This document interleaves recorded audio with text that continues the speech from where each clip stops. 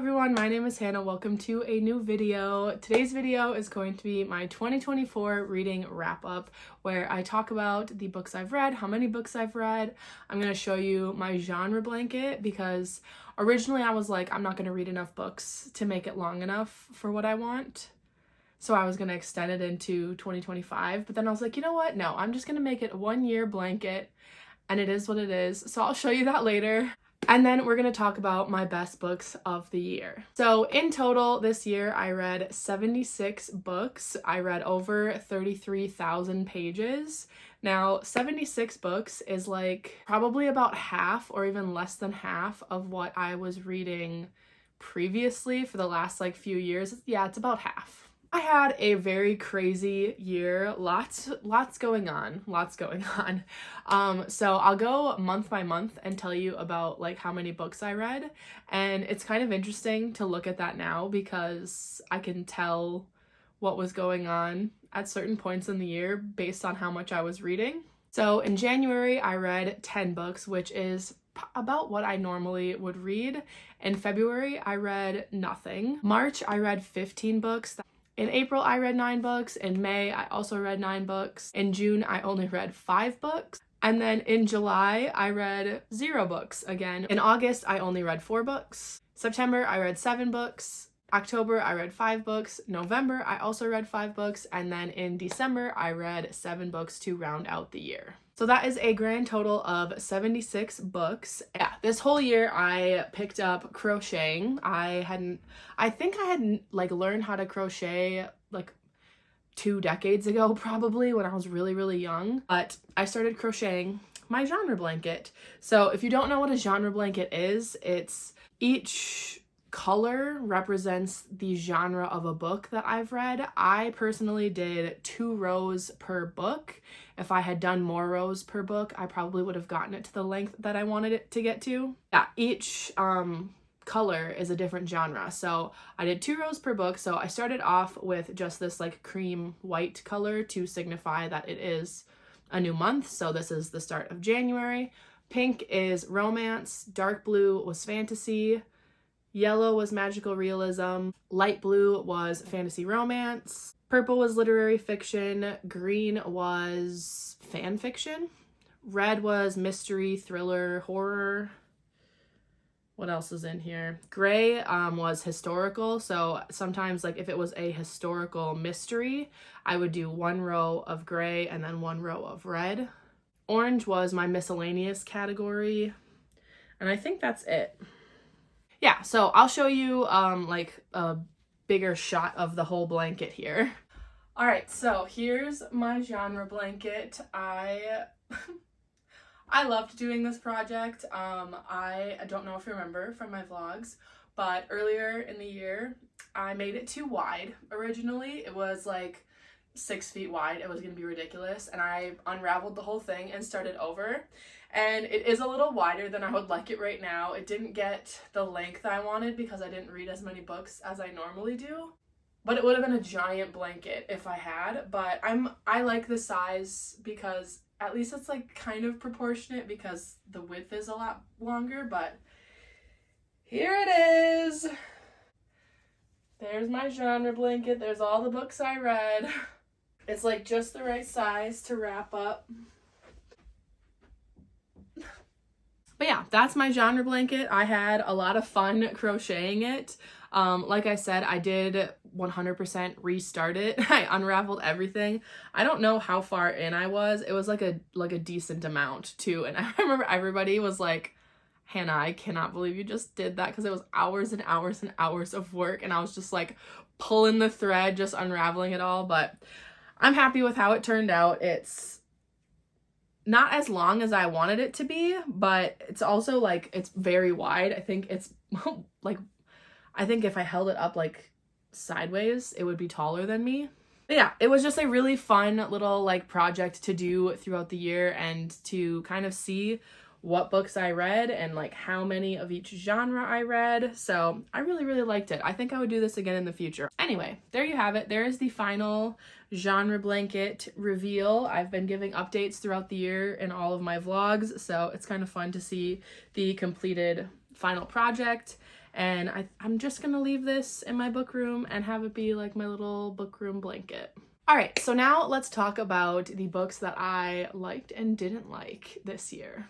I'm gonna start off with my disappointments because I want to end on a high note. So we're gonna talk about my best books of the year last. So my biggest disappointment, I've got 2 this year. I only DNF'd, I think I was looking through, I think I only DNF'd like 3 or 4 books, which is not very many. Usually I DNF a lot more than that. But again, I wasn't reading as much this year. And then the books that I was picking up were books that I was like, I'm sure that I'm going to like this. Overall, I would say this is not my best reading year at all. I had a lot of really like mediocre books. But yeah, my biggest disappointments, like I said, I have 2. So the first one is House of Flame and Shadow by Sarah J. Maas. Only because I had hyped that book up so much in my head because we were promised a lot of things and I was expecting certain things going into it. And then I still like the book.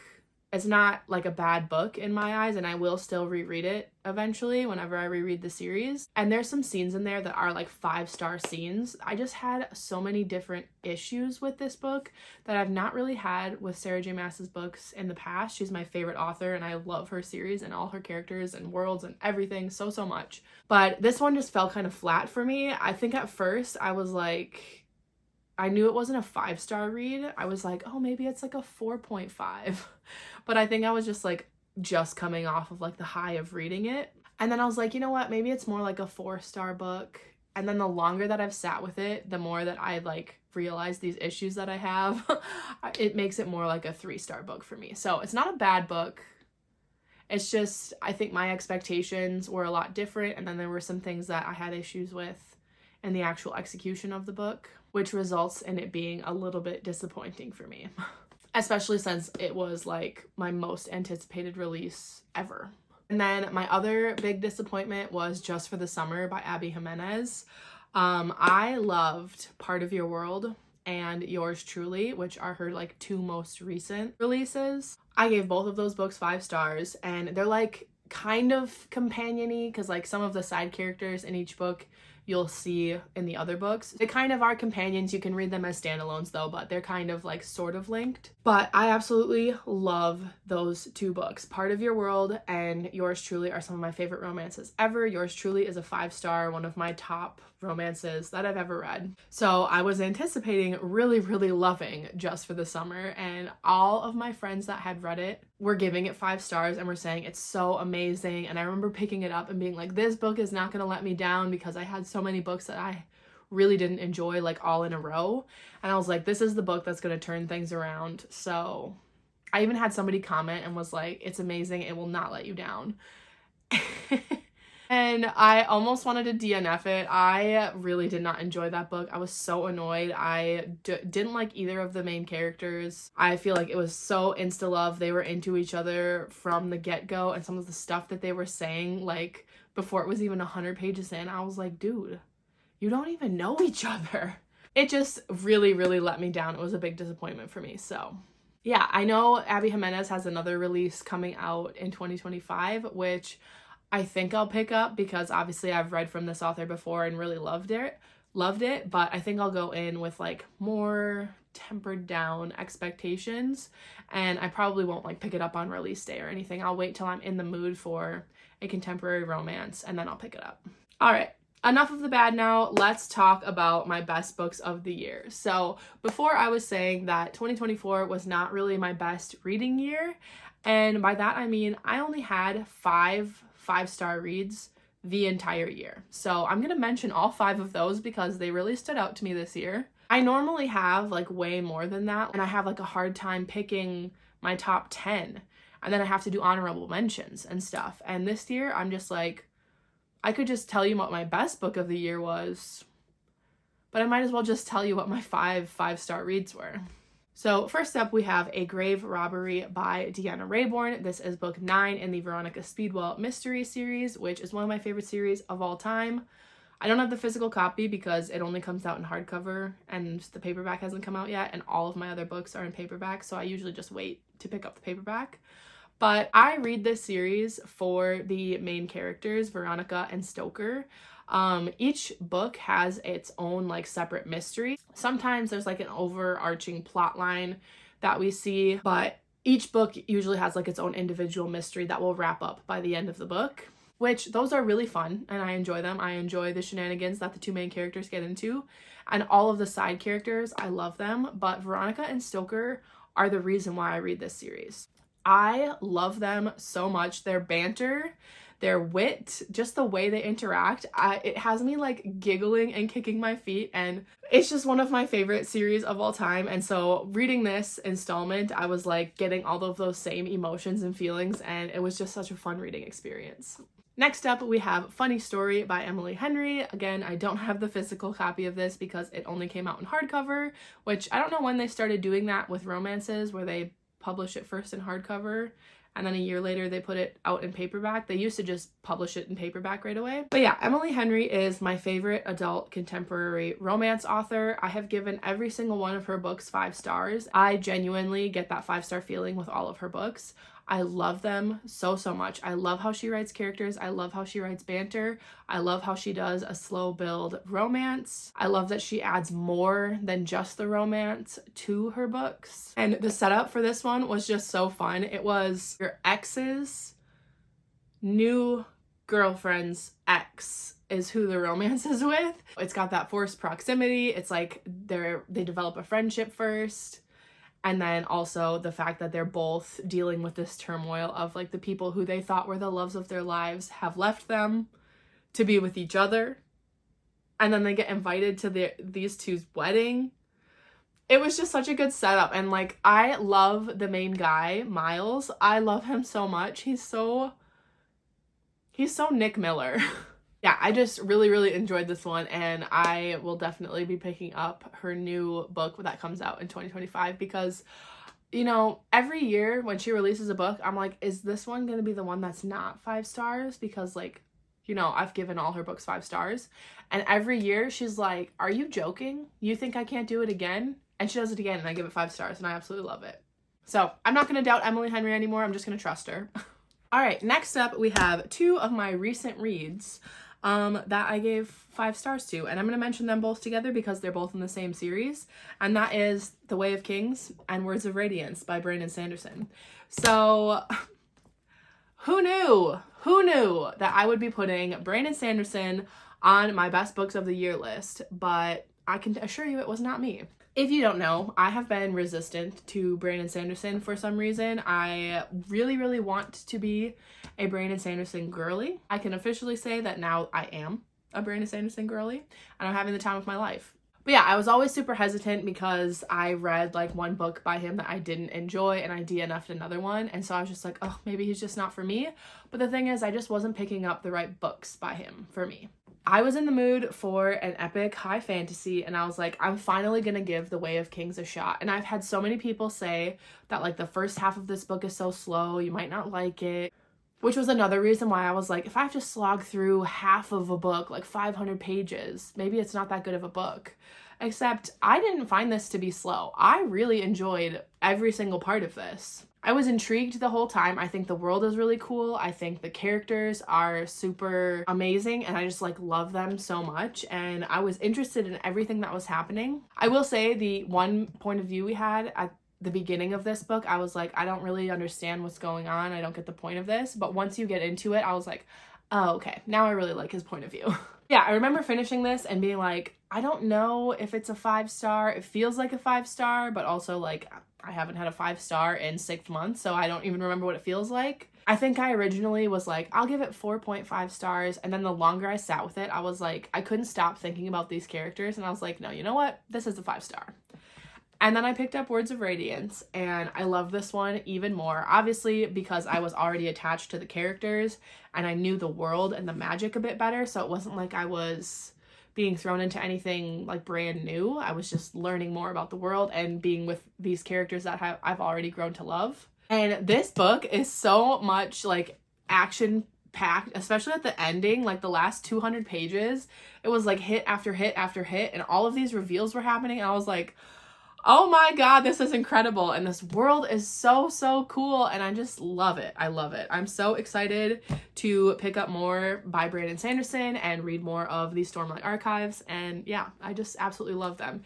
If you haven't read these yet, I would highly, highly recommend it if you're in the mood for a high epic fantasy. My friend Kara has a guide, a girl's guide to Brandon Sanderson, where she talks about all of his different series and like recommended reading orders and stuff like that. So if you're curious and you haven't picked up any Brandon Sanderson yet, I will leave that video linked down below because it's very informative, and she's my girl, okay? She's the one you like when I have questions. I go to her. But yeah, highly, highly recommend the Stormlight Archive. I love it. And then finally, we have my best book of the year. So honestly, I feel like Words of Radiance I could have said that was my best book of the year, but I think about this story a lot, and I just really, really love this book so much. And it was such a great follow-up to the first one, which I also loved. It's one of my favorite fantasies of all time, and that is Empire of the Damned by J. Kristoff. This was my best book of the year. I love it so much. This follows Gabriel de Leon, who is a vampire hunter. So the world is vampires. It has a very fantasy feeling to it, though. It's not like, it's vampires, but it's not like your typical vampires, I guess, or it's more of like grimdark vampires. But it's told in like multiple timelines. So you start the book off with Gabriel, and he has been captured by the vampires, and they are asking him to like chronicle his life from the time he became a vampire hunter to this point right now. And so you're finding out like what led to him being captured. So you follow him when he is like a young boy training to be this vampire hunter, and then you follow him a few years later when he is like a well-established vampire hunter and is like going on these adventures and stuff. And then you also have like the present timeline where he is captured. So I really like when books do that, where it's somebody telling you something that happened and you're finding out what led to this point. So that's basically what Empire of the Vampire is. This obviously is like following up from that. So I don't want to talk about what this one is about because of spoilers. But it was a phenomenal follow-up. I was so blown away by this. I just really like J. Kristoff's writing, and I'm really connected to his characters. I think this world is really cool. I just think it's absolutely brilliant, and I just love this one so, so much. So again, Words of Radiance, Empire of the Damned, those could both be my best books of 2024, but I'm sticking with this one because it's stuck with me since I read it, and I think it came out back in March. But yeah, again, if you want a like bloody, gory, epic fantasy that has like a touch of humor to it, I would highly, highly recommend this series. So there you have it. That is my reading wrap up for 2024. Let me know what your best book or books of the year is. You can leave your top 3 if you want. I am really looking forward to next year for many, many reasons, obviously, but I am just so excited to be a Brandon Sanderson girly and read all the books in the Cosmere. I have so many to catch up on, and I'm just like filled with so much excitement about it. And the finale to the Empire of the Vampire series comes out next year, so I'm hoping for a lot more 5-star reads in 2025. But yeah, that is going to be it for this video. Thank you so much for watching. If you made it to the end and you want to let me know, leave the trophy emoji down in the comments down below. And let me know, again, what your best book or like top 3 books of 2024 were.